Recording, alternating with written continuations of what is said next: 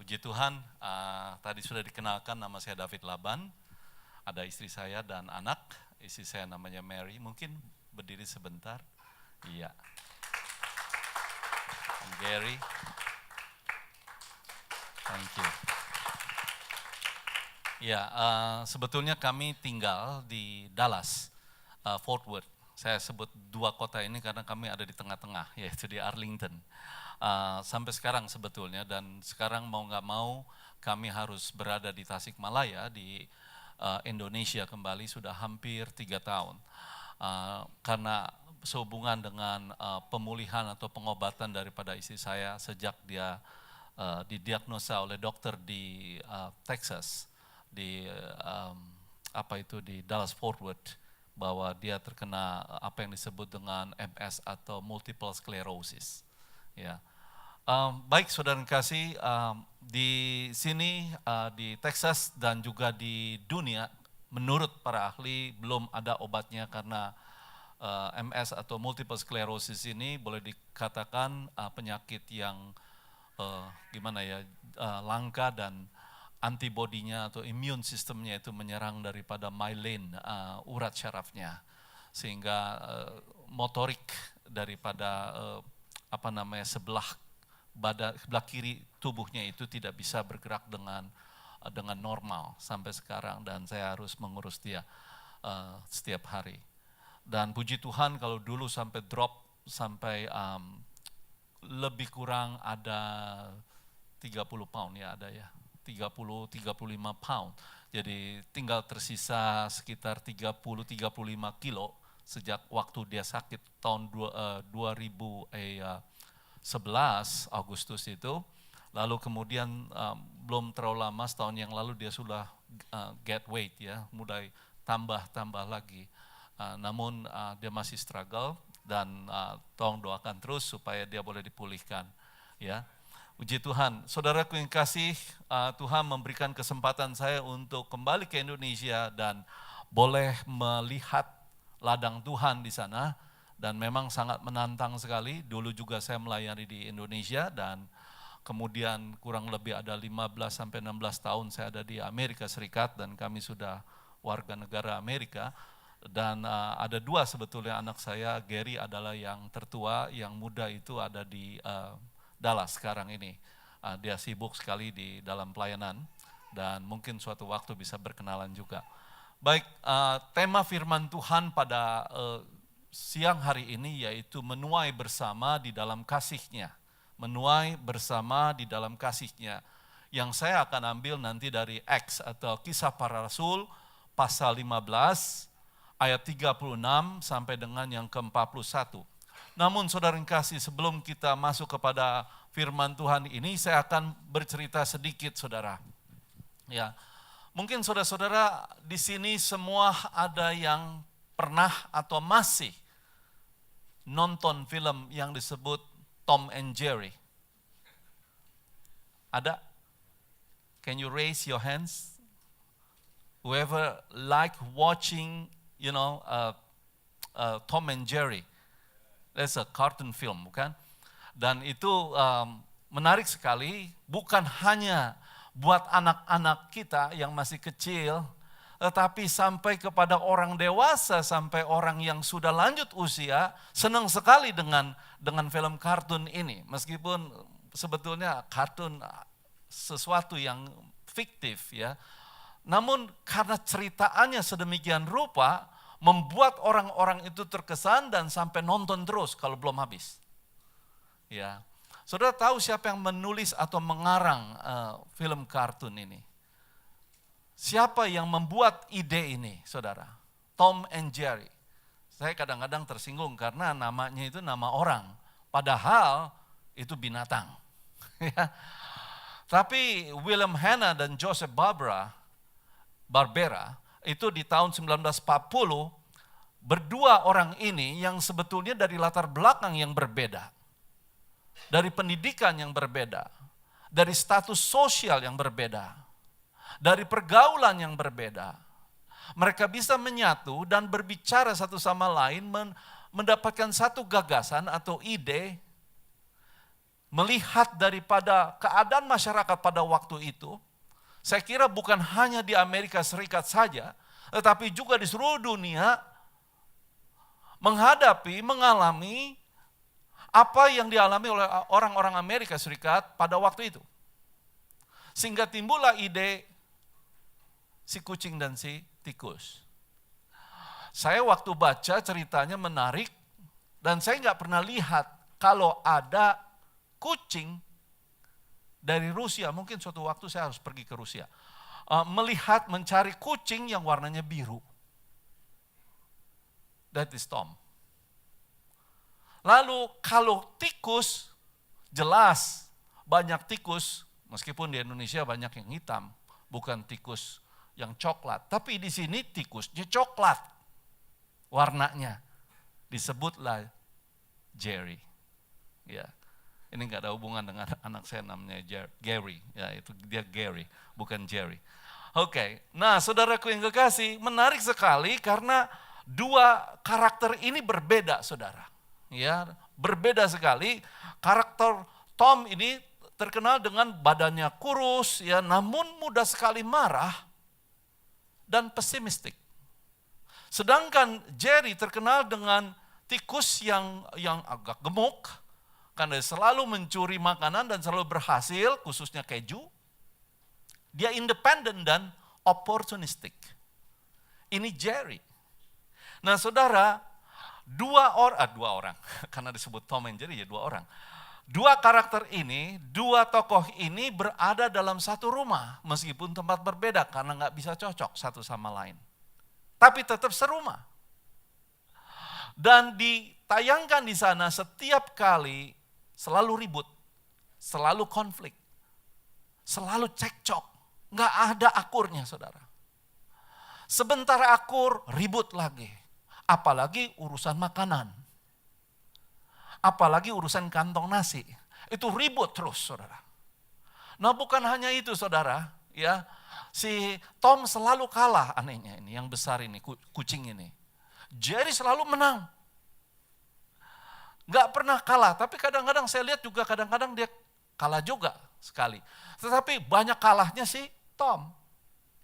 Nah luar biasanya kalau sudah ada ancaman dari luar, seperti dari anjing-anjing yang disebutkan karakter Spikes dan Butch, itu mulai mau mengintimidasi kehidupan mereka di dalam rumah itu, berdua bisa akur. Mempertahankan rumahnya jangan sampai dibobol, jangan sampai dimasuki oleh si Spike ataupun si Butch. Ini suatu hal yang luar biasa. Kalau itu musuhnya sudah pergi, mereka ada lagi di dalam rumah itu, ribut lagi. Begitu terus tiap hari. Ceritanya cuma itu. Nah saudara, membawa setiap penonton, termasuk saya, terbahak-bahak. Apalagi kalau sudah main pukul-pukulan. Sampai bilang, ya pukul lagi. Sudah lakukan itu juga? Lagi nonton? Bukankah saudara senang, bukan? Saudara tanpa sadar, saudara, itu film sedang mengindoktrinasi kita, sedang mengajarkan kita. I believe this is not a Christian film. Ya, tapi ini sekuler. Tapi dikasih tahu ke masyarakat, inilah keadaan yang sebenarnya. Inilah keadaan yang sebenarnya dalam hidup manusia. Yang sering ribut, yang sering konflik. Seperti itu. Dan saudara yang kasih, saudara boleh tersinggung, saya boleh tersinggung atau tidak. Tapi demikianlah kenyataannya. That's the fact. Mari kita lihat saudara. Rupanya bukan hanya William Hanna dan Joseph Barbara yang tahu mengenai ide ini. Dan sebetulnya sudah sejak lama sekali, ribuan tahun yang lalu sudah pernah kejadian. Mari kita buka Kisah Para Rasul pasal 15. Ayat 36 sampai dengan yang ke-41.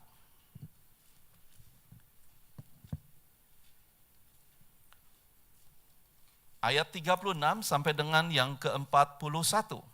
Demikian firman Tuhan, Acts 15 verse 35 36 di dalam bahasa Inggris 35 all the way to 41. Oke, kita akan bacakan.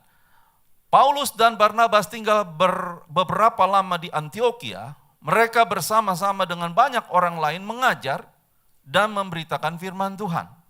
Tetapi beberapa waktu kemudian berkatalah Paulus kepada Barnabas, baiklah kita kembali kepada saudara-saudara kita di setiap kota di mana kita telah memberitakan firman Tuhan untuk melihat bagaimana keadaan mereka.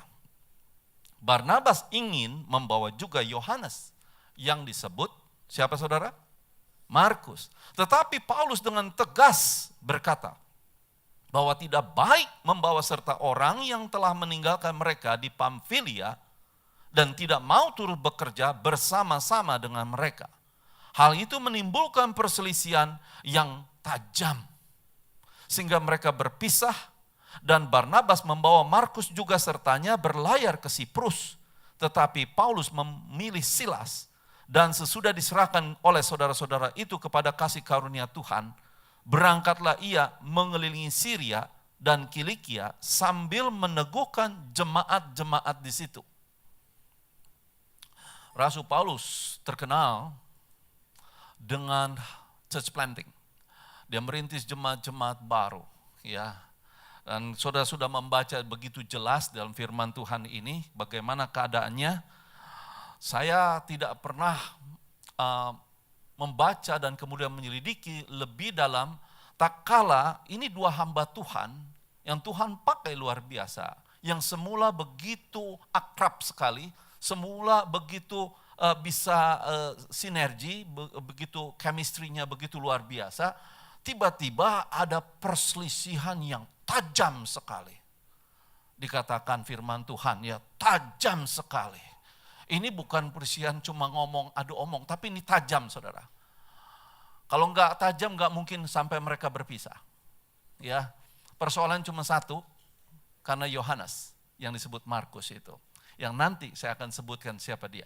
Saudaraku yang kekasih, saya mau kasih tahu satu artikel. Satu kali ada seorang kaya raya sedang sakit keras. Ya, ini terjadi di California. Dia menghadapi kenyataan untuk menerima kematian. He is very dying, ya. Dan kemudian dia panggil attorney-nya, suruh datang dan menuliskan wills-nya, menuliskan warisannya, ya, menuliskan warisannya. Dan tentu semua ada di sekitar dia di ranjang itu. Dan khususnya istrinya ada di sebelahnya, ya, selalu mendampingi dia. Dan dia bilang sama attorney-nya, tolong tuliskan apa yang saya ucapkan, oke? The attorney bilang, yes sir.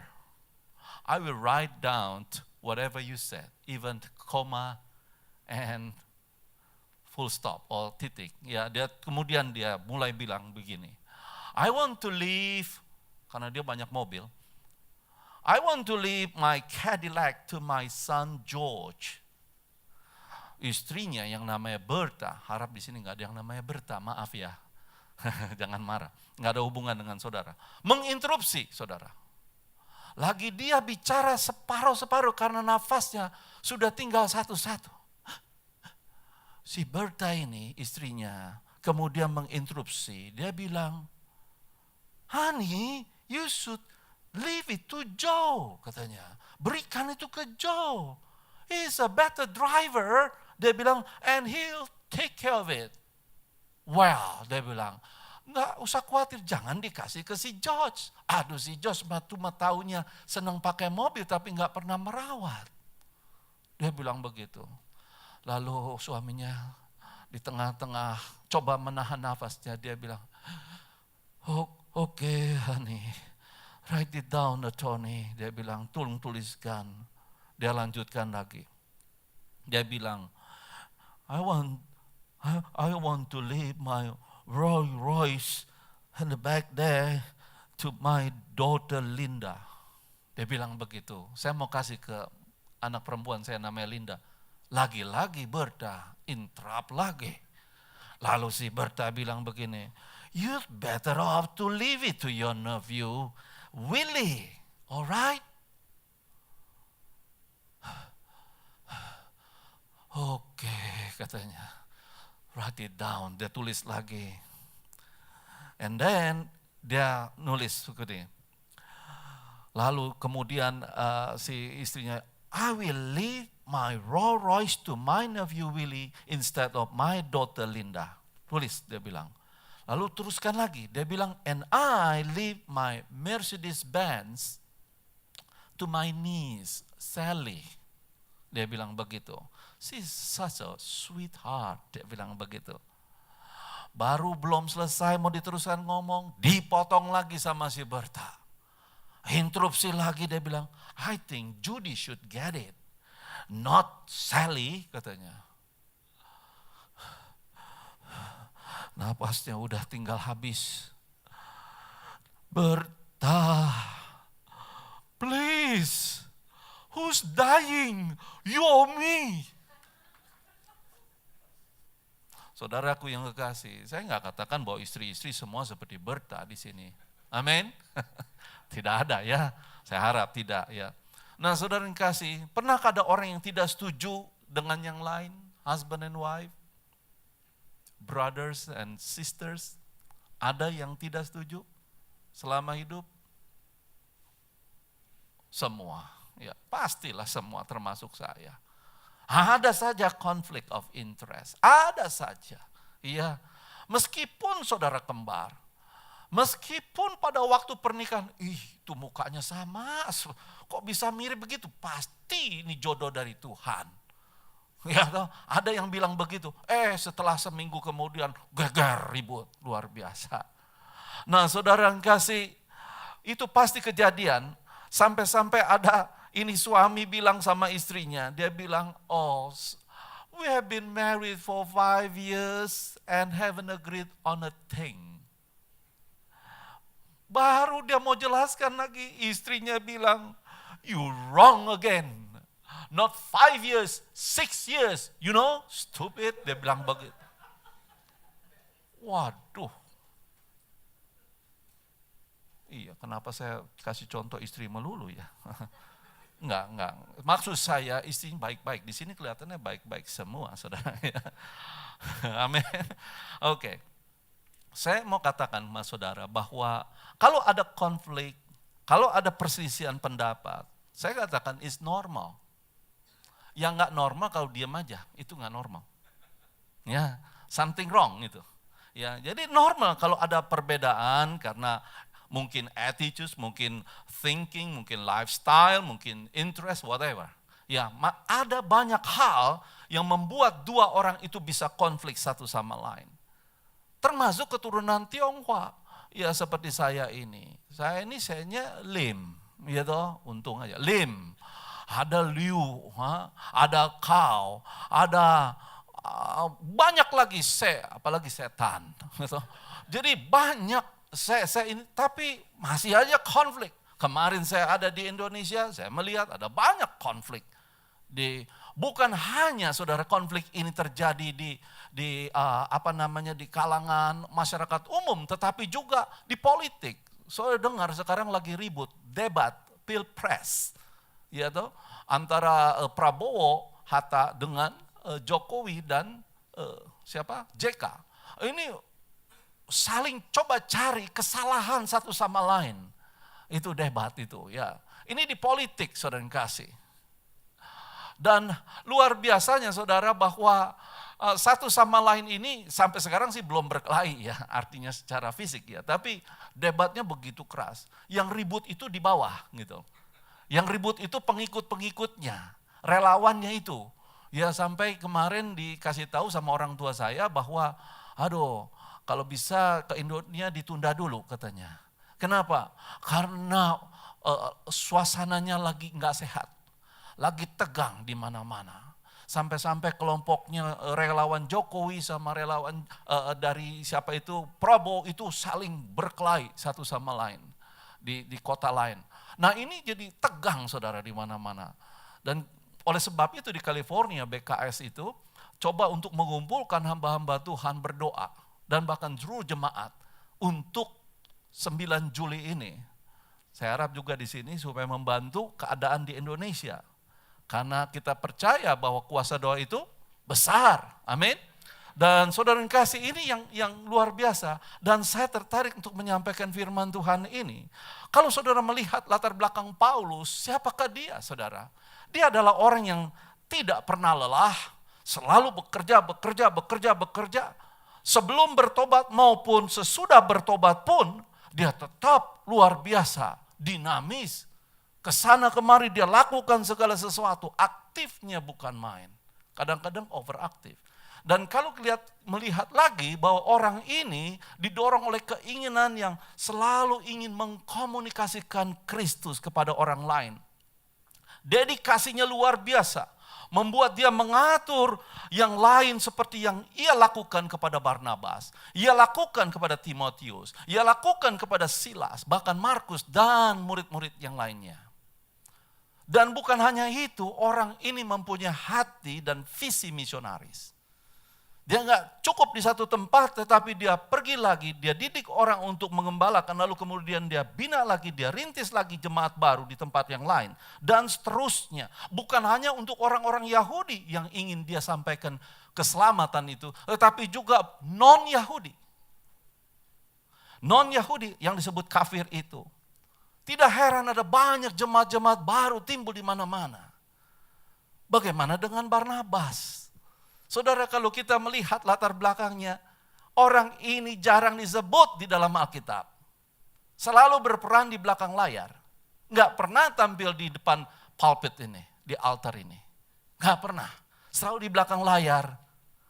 Jarang disebut namanya, kerjanya banyak. Ini yang luar biasa, saudara. Nggak pernah disebut seperti itu, saudara. Dan yang kedua, dia negosiator handal. Tahu saudara negosiator? Jadi orang yang suka menegosiasi satu sama lain. Orang yang memulihkan hubungan satu sama lain. Seperti halnya pada waktu Paulus bertobat. Dan kembali dari Damsyik ke Yerusalem. Kepada para rasul yang lainnya. Apakah diterima? Tidak bisa diterima. Karena mereka tahu siapa Paulus, yang dulu namanya Saulus. Yang suka mengejar orang-orang Kristen. Yang membakar rumah-rumah orang Kristen, menjarah mereka. Semua orang Kristen tahu siapa yang namanya Saulus yang sekarang berubah menjadi Paulus. Nggak mudah untuk diterima. Untuk dipercaya, benar dia bertobat. Sejati benar-benar. Siapa yang menjadi jubirnya? Barnabas. Barnabas yang coba untuk merekonsiliasi, yang coba untuk mengkomunikasikan keadaan Paulus yang sekarang berbeda dengan yang dulu kepada murid-murid atau rasul yang lainnya. Nah, saudaraku yang kekasih, dan masih banyak lagi kalau kita melihat dari golongan yang tidak bersunat, golongan yang bersunat sampai ke Yerusalem. Ini banyak yang dilakukan oleh Barnabas untuk Paulus, kebaikan Paulus. Untuk bisa diterima, bahkan dia yang memberikan reverence bahwa dia ini yang Tuhan utus juga. Tuhan pakai dia. Menjadi seorang dari antara kita sebagai rasul Tuhan. Saudara, dan yang ketiga dia juga peduli kepada sesama. Aduh, care-nya itu luar biasa. Bukan soal simpati tetapi empathy. Dia juga melihat dia yang coba untuk menolong orang-orang lain dan sebagainya. Dan kita melihat saudara, dia juga banyak teman. Nggak pernah ditampilkan tetapi dia banyak teman. Karena dia diam-diam suka bergaul di luar sana. Sampai-sampai saudara kasih Bar Yesus seorang tukang sihir dan nabi palsu yang akhirnya menjadi buta karena berusaha menghalangi karya Barnabas dan Paulus, dia temenin juga, jadi temen juga. Dia bukan main ini kalau sosialisasi. Lain dengan Paulus. A, B, B. Nggak bisa tolerir satu sama lain. Nah, lalu kemudian orangnya tidak banyak bicara, ini Barnabas. Ya, ketika di kota Listra terbukti yang banyak bicara adalah Paulus. Ya. Sehingga orang kota Listra yang belum banyak mengenal Yesus Kristus itu Tuhan, menjuluki Barnabas ini dewa Zeus. Dan siapa ini? Paulus ini dewa Hermes. Dijulukin mereka itu seperti itu. Karena Paulus banyak bicara, Barnabas banyak diem. Persis seperti Zeus dan Hermes. Saudaraku yang kekasih, tidak ada dua orang di dalam dunia ini yang mempunyai karakter yang sama. Ada saja perbedaan-perbedaan. Ada saja beda soal pendapat atau opini. Pernah satu kali saudara yang kasih, dua orang yang seperti ini yang kita lagi ibadah. Habis ibadah keluar. Biasa kan kalau di gereja di Amerika Serikat tuh kalau nggak tahu kalau di sini ada nggak, tapi di gereja di California ataupun di Arlington kita pergi ke social hall, lalu kemudian kita beramah tamah bersama, ya. Dan biasanya kan ngobrol-ngobrol enak begitu ya. Tetapi di meja ini terjadi konflik yang luar biasa. Dua orang teman ini yang akrab ribut karena beda opini. Dia bilang begini, saudara perhatikan ini ya. Yang A bilang begini, habis kebaktian. You know, I think when we worship on Sunday morning, we shouldn't clap. Because Sunday morning ought to be a time of reverence. Ada nggak saudara di Alkitab? Yes. Oke. Ini semua diambil dari Alkitab. Lalu kemudian yang B bilang, no. I think Sunday morning ought to be a time of joy and rejoicing in the Lord. Ada nggak saudara? Ada. Mazmur juga berkata demikian. Wah, kelihatan dah cirinya. Yang satu kemana, yang satu kemana. Lalu kemudian yang A bilang lagi, don't forget, the Bible says, God's house is to be a house of prayer. Ini kayak seperti Billy Graham, dia ngomong begitu. Lalu kemudian yang B bilang, yes, indeed. But the Bible also says that Sunday is a time of celebrating the resurrection of Christ. Wah, ini jadi pengkhotbah dua-duanya. Yang satu dari aliran Protestan, yang satu aliran Pentakosta. Lalu kemudian yang A tidak mau kalah lagi, dia bilang, yes, but the Bible says, be still and know that I am God. Remember? Okay, I know that, dia bilang. Tapi dia nggak mau kalah lagi yang B. Dia bilang, it also says, make a joyful noise unto the Lord. Waduh, perang Alkitab ini, satu sama lain, saudara yang kasih. Yang saya mau tanya sama saudara, dan juga orang-orang percaya yang lainnya, siapa yang benar, siapa yang salah? Siapa yang benar, siapa yang salah? Yang A apa yang B? Sebetulnya nggak ada yang salah. Dua-duanya benar. Yang menjadi masalah adalah mereka mempersoalkan opini mereka itu. Seharusnya ada saja jalan keluar. Ini banyak terjadi di California karena banyak student ataupun orang-orang Indonesia yang imigran dari Indonesia berlatar belakang yang berbeda, corak yang berbeda, kebiasaan yang berbeda. Ada yang dari Katolik, ada yang dari Protestan, susah nyari gereja, ya udah dah ke situ aja. Pas sampai di situ kagetnya luar biasa, kok gayanya seperti ini. Yang Pentakosta yang biasa karismatik, dia pergi ke satu gereja yang diam semua, him melulu. Loh, kok beda? Saya biasanya ada sedikit dance, ada sedikit angkat tangan, dinamis sekali. Sekarang kok diam saja, ngantuk. Nggak tahan kalau begini caranya. Wah, begitulah keadaannya. Saudara jangan ngomong, karena saya juga ngalamin sebagai gembala sidang. Dan coba untuk menjelaskan hal ini dengan baik dan bijaksana. Kalau enggak mereka terus-terusan seperti ini, mereka ada waktunya saudara yang kasih, seperti tadi, ada waktunya time of reverence, bukan? Saya memperhatikan itu, baik dari awal maupun mau masuk firman Tuhan. Tapi ada waktunya kita celebrate ourselves, okay? Because of the resurrection of Christ. Kita perlu clap our hand, kita perlu menyembah Dia. Dua-duanya penting sekali saudara. Masa lagi berdoa langsung kepuk tangan, menjerit-jerit dan sebagainya. Bagaimana kita bisa berdoa dengan baik? Nah saudara, kita harus mengerti hal ini. Jadi kalau saya melihat saudara, yang pertama disagreement are inevitable. Bahwa ketidaksetujuan itu tidak bisa dielakkan. Bisa terjadi saudara.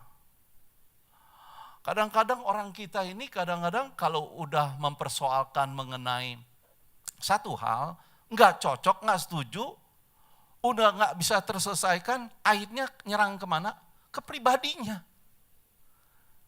Sedangkan saya yang pernah dulu bekerja di perusahaan Amerika dulu, di meja itu rapat, wah ributnya luar biasa. I don't agree with that.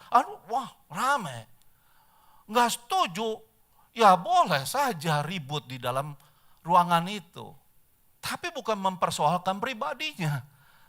Tetapi bicara soal beda pendapat itu loh. Memperjelas objeknya bukan subjeknya.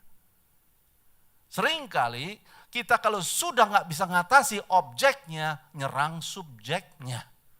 Nyerang pribadinya, perasaannya. Kalau bisa sampai nangis gitu loh.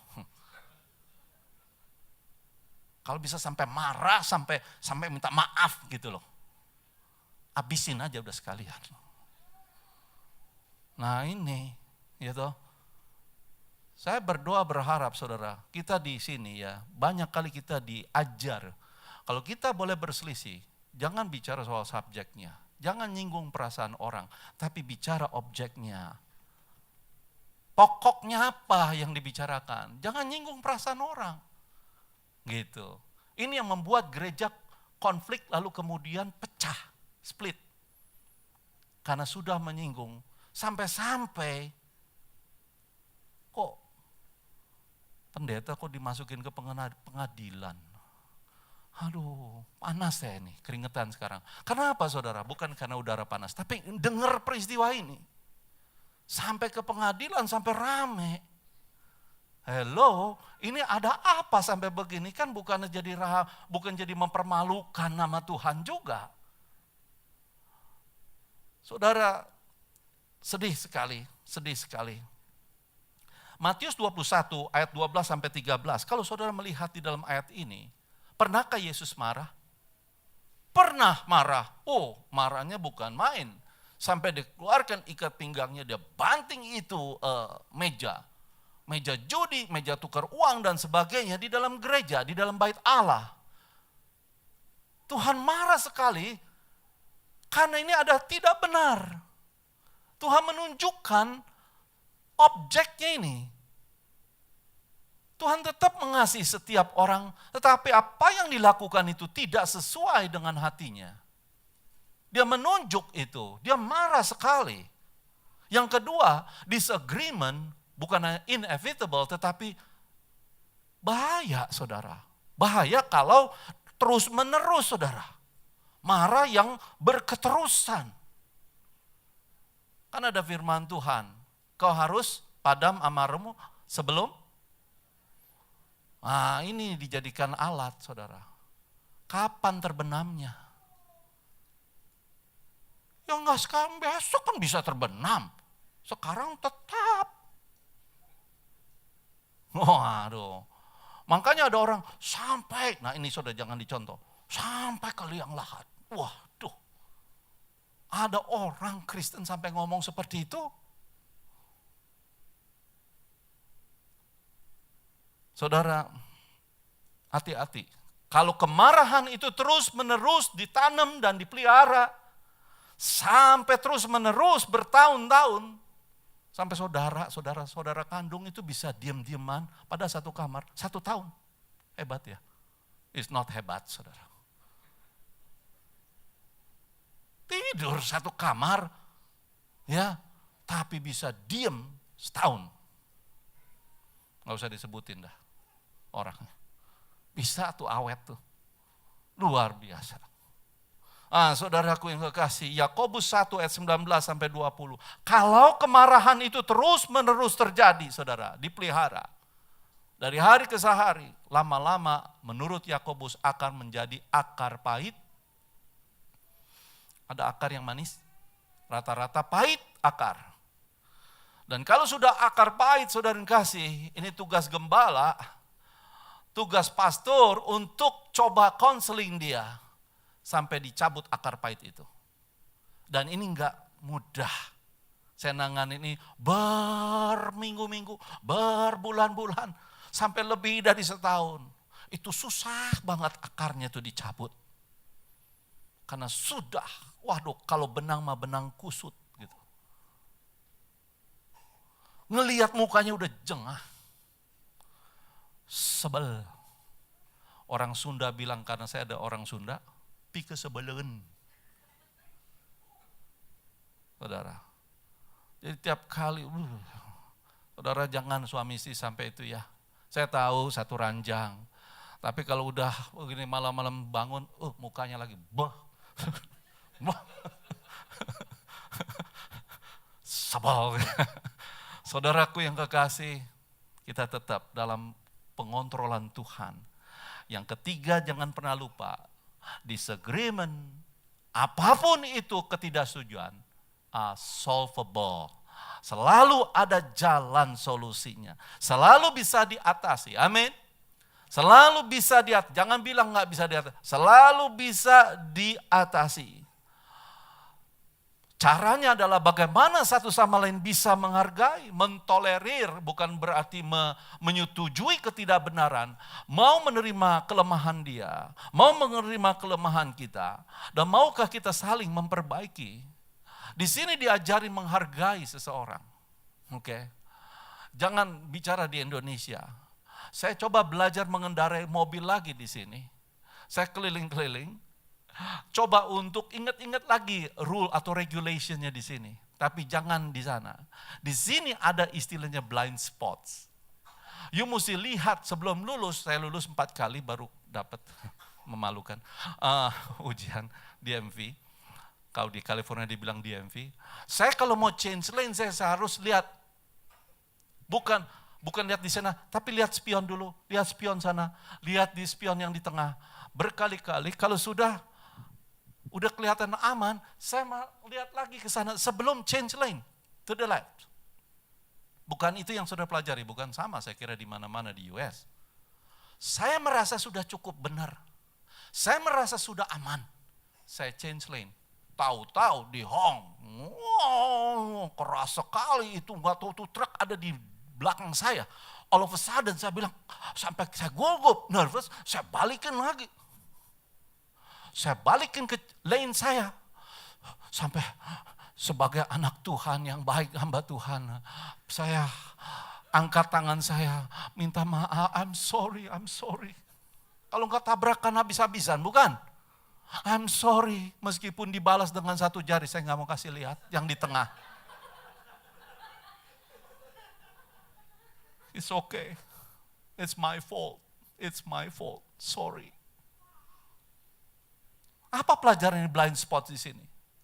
Saudara, menurut kita diri kita itu benar, sempurna. I think I'm right. Tapi jangan mengira. Ada sisi-sisi yang kau tidak bisa lihat, orang lain lihat. Maukah kau izinkan orang lain itu memberitahumu? Kalau orang Sunda bilang jangan kemeredeweng, jangan keras kepala, jangan kukwai. Stiff neck. Saudaraku yang kasih. Kalau di Indonesia bukannya blind spot, open eye spot. Artinya di mana ada celah masuk sana, di mana masuk sana, masuk sana, slap slip. Itu di Indonesia, saudara. Saudara nggak nyelap-nyelip, dimarahin sama orang. Itu yang saya alami. Ngapain sana? Marah-marah. Ada lagi lampu merah. Saya giliran saya dong masuk, lampu hijau. Lampu merah sana stop. Masuk motor. Tin, udah hampir ditabrak. Itu supirnya, tin, stop. Dia stop. I announce ya. Lo yang marah malah yang salah. What's going on in this world? Apa yang terjadi di Indonesia? Saudara yang kasih, ini yang terjadi. Sudah terbalik pikiran orang. Nggak mau nerima kalau diberitahu salah. Anggapnya selalu benar. Self-defense mechanism. Selalu ada di setiap orang. Tapi hati-hati dengan menggunakan self-defense mechanism itu. Saudaraku yang kekasih, mau bekerja sama dengan yang lain, memahami, menerima, mendoakan kelemahan orang lain. Bukan mencaci maki, menjatuhkan. Bukan membanding-bandingkan dengan yang lain. Lalu kemudian mengurangi hak nilai atau menghakimi orang. Ingat saudara, kita bukan punya tugas menilai, menghakimi orang lain. Yusuf pernah berkata, hanya Tuhanlah hakim dari segala hakim dan dialah yang menghakimimu. Bukan kita. Bukan saya.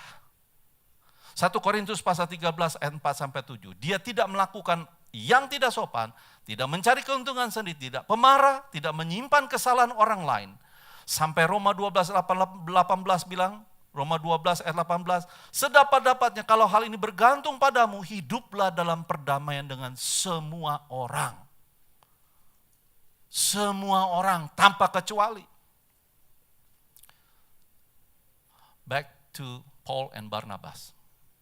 Saudara, kalau saya perhatikan di sini ya, meskipun Paulus bersitegar atau keras kepala pada prinsip, Barnabas berusaha mencari cara termudah dalam menyelesaikan masalah. Dia nggak keep silent, dia nggak diem saja. Kalau saudara sebagai Barnabas yang sudah banyak jasanya sama Paulus, bisa aja dia bangkit-bangkit. Saudara ngerti bangkit-bangkit? Kalau bukan karena aku ini nggak mungkin kamu jadi rasul. Kalau bukan karena aku nggak mungkin kamu diterima sama jemaat. Nggak mungkin kamu diterima oleh rasul-rasul. Dan saudaraku yang kasih, Barnabas bisa lakukan itu semua. Untuk menjelekkan, untuk menjatuhkan karena kekerasan kepalanya. Tetapi dia tidak lakukan itu. Ini maturity. Ini yang namanya maturity. Perhatikan saudara, Kolose 4 ayat 10-11. Kalau saudara membaca, saya nggak bacakan. Di situ kelihatannya usia Paulus sudah mulai senja. Dia mulai lebih bijaksana. Saudara, akhirnya dia mau menerima yang namanya Yohanes alias Markus itu. Dalam Timotius bilang, panggilkan itu Yohanes. Panggilkan Markus itu, aku perlu tenaganya. Saudara jangan menganggap remeh orang. Setiap orang bisa bersalah. Tetapi di sini kita melihat kalau saja Paulus menolak Markus terus-menerus. Saudara sekarang ini tidak pernah membaca Injil Markus. You know that? Saudara tidak pernah menemukan Injil Markus dalam keempat Injil itu. Never ever found it. You only have 65 books in your Bible. Oke? Dan kita melihat saudara, perhatikan 1 Samuel. Samuel sudah menyampaikan seperti ini, pasal 16 ayat 7. Bukan yang dilihat manusia yang dilihat Allah.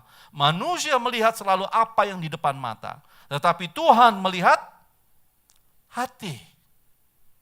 Jangan bilang saudara, itu mah tergantung hatinya katanya. Ya, kita sulit menilai orang tergantung hati. Siapa yang melihat hati? Hanya Tuhan yang bisa melihat hati.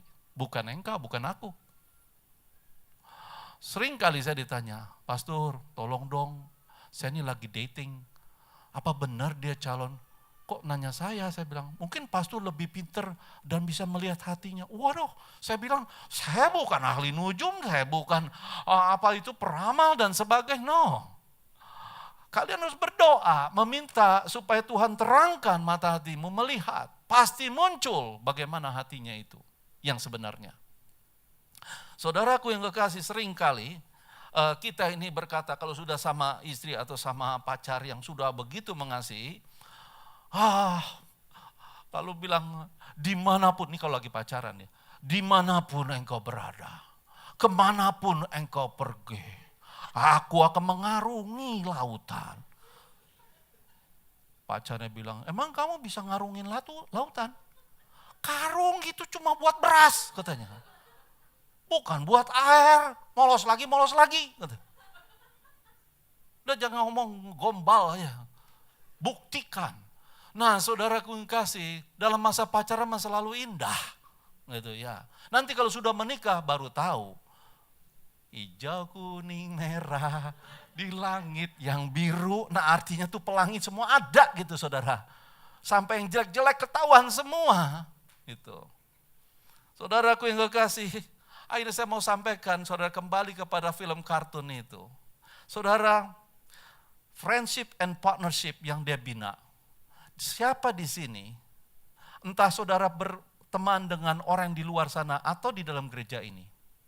Tell me, if you can keep it, that friendship or partnership for 60 years, 60 tahun. They made it. Joshua Barbara and William William Hanna itu, dia bisa buat friendship itu sampai 60 tahun. Luar biasa. Padahal berbeda, yang satu suka bergaul dengan selebriti, suka mabuk-mabukan dan sebagainya, pergaulannya kalangan atas. Sedang yang satu hanya di kalangan artis-artis yang suka melukis dan sebagainya, sangat sederhana kehidupannya, tapi bisa menyatu. It's amazing. Saudaraku yang kekasih, saya mau katakan sama saudara, bisakah suami istri tetap mengasihi satu sama lain meskipun ada perbedaan-perbedaan? Tell me. Bisakah saudara kandung mengasihi satu sama lain meskipun ada perbedaan-perbedaan? Bisakah orang tua dan anak-anak terhadap orang tua mengasihi satu sama lain meskipun ada perbedaan? Bisakah kita di sini meskipun di gereja mengasihi satu sama lain meskipun ada perbedaan-perbedaan? Jangan pikir saudara bahwa di gereja itu yang paling aman dan nyaman. Justru unsur politik yang paling ruwet ada di dalam gereja. Paling ruwet. Saya sampai selidikin karena saya senang menyelidiki. Kenapa kok di gereja itu sampai ada konflik, sampai pecah. Apalagi di LA. Baru juga ngumpul 10 orang, udah pecah 5 orang. Kemana? Ya ampun.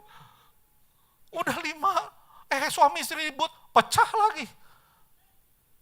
Sampai itu, pastor jangan kaget. Setiap Natal, Christmas, nanti 1 Januari jangan kaget ada satu lagi gereja tumbuh lagi. Hah? Saya bilang, ini udah kebanyakan gereja, saya bilang. Siapa itu jemaatnya? Ya papanya pendeta, istrinya majelis katanya, terus anaknya, terus sama itu tetangga satu, udah. Loh, saya bilang ya ampun, sampai begitu saudara. Saudara, ini yang saya mau katakan sama saudara bahwa kasih Kristus yang setiap kita miliki, itu menyatukan segala perbedaan-perbedaan tersebut. Membuat satu kesatuan menjadi lebih kuat, mau menerima keberadaan satu sama lain. Meskipun engkau di gereja ini, volunteer, satu sama lain itu volunteer, enggak ada yang digaji, bukan. Makanya kalau di perusahaan gampang, enggak setuju, by law, peraturan gitu, bye. Begitu kan? Itu perusahaan. This is not perusahaan. Ini bisnisnya Tuhan. Tuhanlah kepala gereja. Segala sesuatu harus konsultasi dengan dia. Dia yang memiliki gerejanya. Dan kita harus saling mengasihi karena kita dalam tubuh Kristus. Dan Kristus kepala gereja kita. Amin. Saudara yang kasih, love demands that you do not sin when you are in disagreement with another believer. Love demands that you keep a right attitude when you are in disagreement with another believer. Love demands that you be the seeker of reconciliation when you are in disagreement with another believer. Selalu ingat kasih itu, bukan kasih manusia, bukan kasih tetapi kasih Kristus. Inilah pujian yang saya mau saudara juga nyanyi bersama-sama dengan saya.